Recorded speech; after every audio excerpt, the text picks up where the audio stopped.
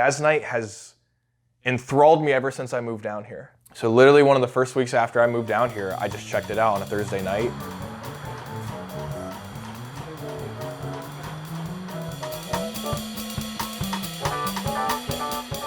That night was the night I quit med school. Excuse me, not that first night I went, but the first night I played.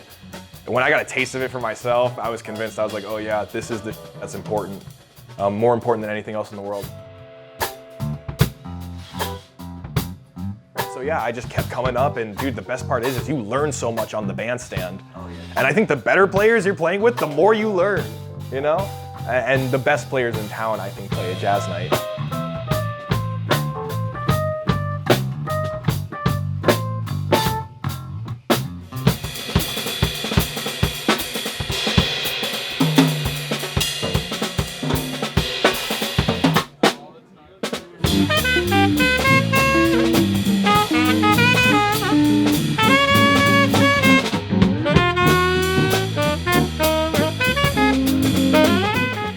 Have a blank canvas, especially when you're playing jazz, and it's just a matter of like acquiring the language. It's like speaking English, you know? It's like you acquire words and you acquire sentences, then you acquire to speak to other people, and that's how it is with jazz. It's like musical conversations. You learn from recordings and like other guys, and eventually you just get to have this musical conversation. Whatever comes out, you know? And that's what the beauty of the music is, you know? Not just jazz, but any music.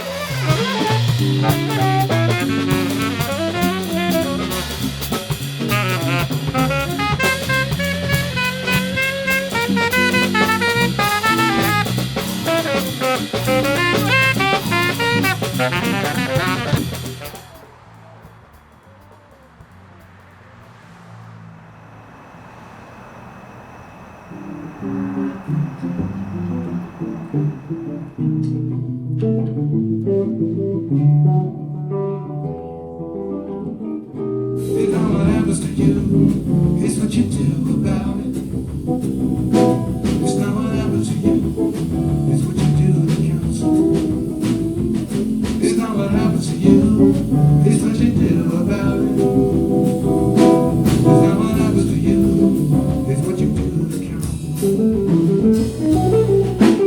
I think a lot of people think that jazz is a style of music, and there was a time when it was. I mean, when Louis Armstrong came on the scene, that was what jazz was. And then the big bands came along, and then fusion came along, and then smooth jazz came along, and now there are so many different kinds of jazz that the word jazz isn't very helpful as a descriptive anymore. 1, 2, and you know what to do.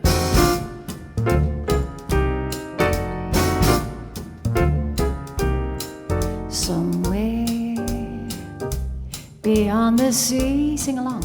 Somewhere watching for me,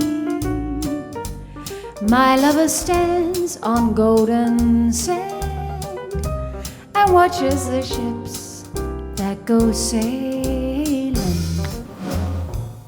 So we opened up as a venue in July of 2017, and was it 2016? I think it was 2016. And people really seem to like the idea of a listening room, a place where you go and the artist is actually the focal point. It isn't food, it isn't liquor. There aren't any obstructions for the audience. You got a great sight line no matter where you are in this room. It sounds fantastic because we built a room inside a room.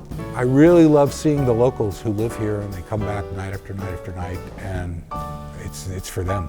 This is their community, their art scene, and I want them to come here and enjoy it all the time. We're very affordable for that reason too.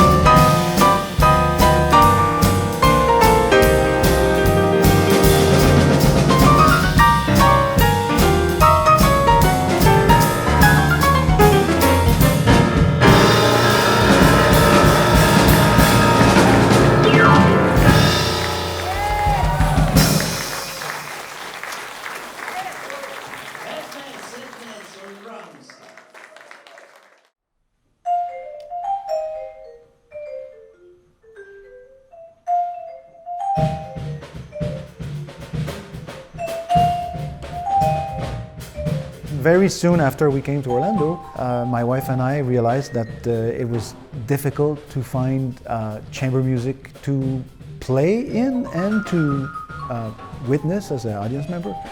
And so we had decided to have a little concert in our house, in our normal suburban home in South Orlando. And you know, unwittingly, we had touched a nerve, and we had stumbled upon a need that needed to be filled that was greater than I expected.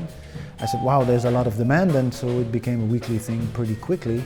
And also, relatively quickly, we ran out of room in our normal suburban home, and so we designed and built this place that we're in now to have a more conducive place to offer chamber arts.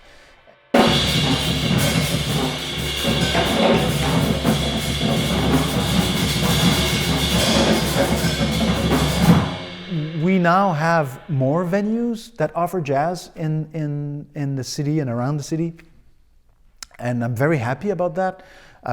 Never I would wish or want to be the only venue, you know, to do that. That's not at all what we ever wanted. But we do offer something different that you don't see in other venues. So come here, come witness it for yourself.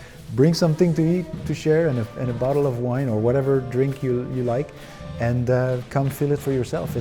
I'm told that it's a very special experience when you come here for the first time, and I think everybody should experience it.